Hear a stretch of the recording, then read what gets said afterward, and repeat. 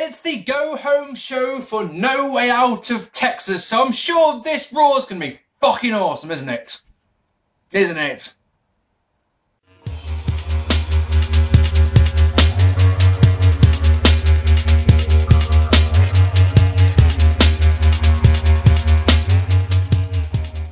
Hello ladies and gentlemen, welcome to the some more Raw Is War thoughts. And as I say, it's the go-home show for No Way Out of Texas. It's this Sunday live on pay-per-view. I'm sure this show is going to feel fantastic. Over on Nitro, this show is building to a Steiners versus Outsiders tag team title match where the brothers will win the tag team title belts. If you saw my Super Brawl review on Saturday, you'll know where that one went. So, we start off the show with Sunny singing Happy Birthday to classy Freddie Blassie, who is 80 years old. She does it Marilyn Monroe style, oh yes. And then we see the beatdown of Stone Cold by DX last week. We're taped in Evansville, Indiana. Jim Ross, Kevin Kelly, Michael the goatee wearing bitch Cole on commentary. And we start off with Stone Cold's coming out to a mega pop. He's got a white bag with him. He says that you don't rub a belt in his face and that he wants a piece of Shawn Michaels' ass. God damn it. He calls Shawn to the ring, but instead DX appear on the Tron. Shawn says he knows how to pull Austin's strings and they know he pulls the shots round here. Austin will get a piece of him, but only when Shawn says so. Then says that if Austin can give a good reason to come out, he will do so. Austin replies saying he knows Austin replies saying that he knows Shawn won't come out because Austin will beat his ass. But he does have Shawn's title belt. Shawn's all blasé, like, no you haven't, I've got it here in my bag. Picks up the bag, looks like there's a towel belt in it, pulls the title out, and it's a toy belt because look, Stone Cold's in the ring with the belt, and DX go absolutely fucking nuts. Austin says to Shawn, look, if you want to find me, know where I'll be. And that's that. The opening segment, very, very good. Enjoyed that one a lot. Buy the damn varsity jacket. We talked about this one last week. It's only 200 quid. Buy it. Buy 4. Jeff Jarrett and Barry Windham defeated the Legion of Doom is our first match. No idea why Sonny is doing the guest ring announcing. 2 weeks ago, the LOD had lost, so I guess this is the rematch. This is an interesting one because of the disqualification in it. I don't know why. Because Bradshaw comes out and he takes out the Rock and Roll Express, who are on the outside, right? And that causes the disqualification. I don't know why. It's Jeff Jarrett versus Bradshaw at No Way Out, so I can kind of see why Bradshaw interfered in this one. But why is that a disqualification? Next, DX are shown hatching a plot backstage. Shawn obviously wants his title belt back. Henry Godwin defeating Pierre of the Quebecers. It's second match of the evening. These two face off their respective tag teams at No Way Out. So all good on that one. There's one little thought. Both these two teams are heels, are they not? So I'm not really sure why this match is happening, but meh, fuck it. Pierre hits the most horrible puncher I've ever seen, I think. He almost face plants himself, falls off with a guillotine leg drop, that's good. Henry comes back, hits a shin break and works the leg, but then finishes a bit silly as Jack hits Henry with a bucket, but then Phineas hits Pierre with a bucket of his own, and that gets the win. Yes, that sounded great, didn't it? In the back, China is talking in Spanish to Los Pericos about helping Shawn Michaels and finding Stone Cold's Steve Austin, which is lovely.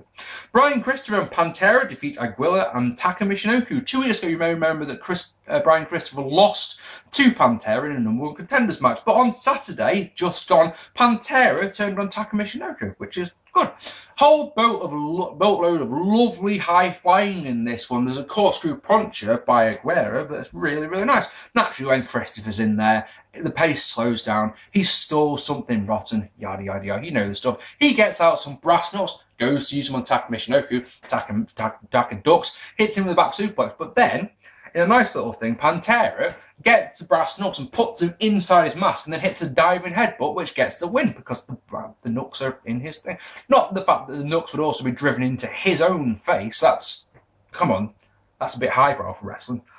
Good match though, and it's Pantera versus Taka on Sunday. Out comes Paul Bearer. He calls us leeches of the night, which really makes me smile because, of course, we're the creatures of the night. And we're all in shock about Vader getting tombstoned last week, which I suppose we still are.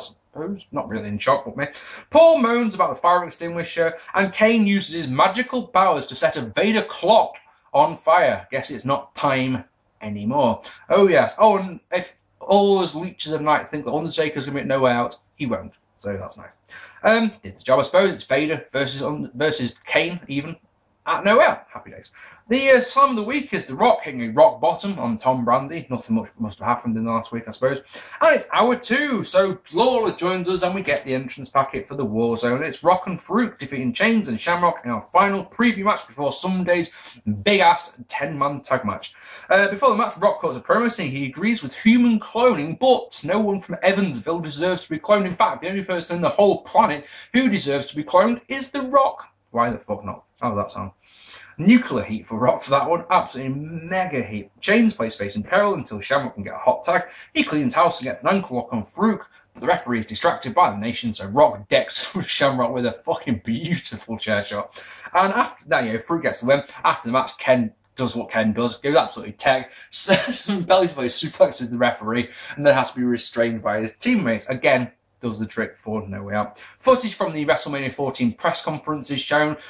Tyson does really good. I love the way how when he's asked what got into the WWF, he says Bruno. So I'd say, fucking yes, because of course at this time, Bruno was just never mentioned, ever. So I really like that. They announced that Tyson's going to be the guest enforcer. The three of them, Tyson, Austin, and Shawn Michaels, have a bit of a pull apart, and it's all good. In the back, China is still looking for Austin with Los Barricas, which is all lovely. Steve Blackman defeating Recon. Blackman has glow sticks. Remember, he has the nunchuck things, and he's shown his martial arts skills. Well, he's got glow sticks, so the ring goes dark and he shows off what he can do with these sticks, and it just looks really stupid. It's one of those things that I'd completely forgotten about. Speaking of things I completely forgot about, oh yeah, these segues don't just write themselves, I completely forgot the Truth Commission was still a thing. The thing is, this match is treated like utter Jobberville because 10 seconds into the match, the Jackal descends from the heavens and cuts a promo over the top of the match. So he sat there on this little plinth cutting this promo while the match is completely ignored. And the thing is, the promo isn't any good. So you've got a choice between listening to a bullshit promo or watching a boring match. Like, yay, there's a choice I'm really looking forward to, Or I really relish. Like, which one do I do? How about I do none and go to the toilet? Hey, everyone wins. Anyway, Blackman wins via submission. Jackal is not impressed. He slaps Recon. Recon goes to retaliate, but Jackal turns his back on him, and Recon backs down. And you're like, right. I don't recall this one being on No Way Out, so don't really know why that one's there. Out come the new... Oh, no, wait, I've missed a bit. Stop talking, Mark. Call the hotline now, for $1.99 a minute. Find out which NWA legend is in negotiations with Cornette about joining the NWA stable. As far as I know, that didn't go anywhere, but I could be wrong. Out come the Outlaws. They talk about last week's heinous actions and then repeat their action with a dumpster with two blow-up dolls dressed as Cactus Jack and Chainsaw Charlie. They perform CPR on the dummies, and that's all good. I like this, believe it or not, because it does two things.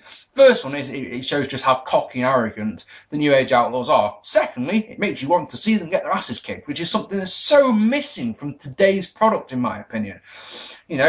So the best heels are the ones who make you want to see them get their asses kicked. This is what's happening here. I want Cactus Jack and Chainsaw Charlie to kick the shit out of them in the big 4-on-4 at No Way Out. Happy days. In the back, Los Barricas saying they found Austin, but Austin appears, he locks the doors behind them with a big chain, and then China is not impressed. And our main event match, because it is Thrasher defeating Manson Dust, Gold Dust and Miro versus the Headbangers at No Way Out. So here's another preview match. The crowd love Sable, they love her something fierce, so Miro, Gold Dust and Luna send her to the back. Match is utter rubbish. Crowd only want one thing, and that is Sable. She comes back out, slaps Gold Dust so that he can fall to a schoolboy, and then she fights with Luna, which is very entertaining stuff. The thing I also like about this is you've got to remember this angle is not going to just lead to this, it's going to lead to the mixed tag match at WrestleMania, which is all good as well. Long-term foresight booking, like that a lot. And our main event segment is D-Generation X coming out. They talk about No Way Out. Shawn Michaels doesn't want to wait until Sunday to get his belt back. He demands out comes Austin. He demands Austin come out. Even when he does, they all bail. New Age Outlaws come out, and you hear a chainsaw starting up somewhere. You can't see where. Jim Ross is saying, well, it must be somewhere around here. We can hear it. And all of a sudden, Chainsaw Charlie busts through the fucking ring apron and goes, hey! Through the mat, sorry. And yeah, he busts out. So it's a big brawl. It looks like it's going to start out, but the heels run away, and Chainsaw and Owen Hart comes running through the crowd, and so they've got the four there. everyone went. At no point on the show, incidentally, did they say it or mention it. And actually, no point in the last couple of weeks did they mention Shawn Michaels' back injury.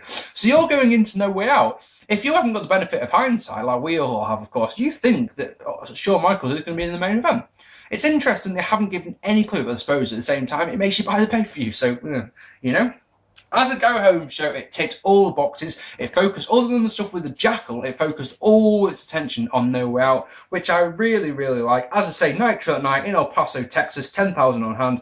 Show was Outsiders vs Steiner Brothers main event, and of course, it's all leading to Super Bowl, which of course I've already reviewed. Go and check that out if you want.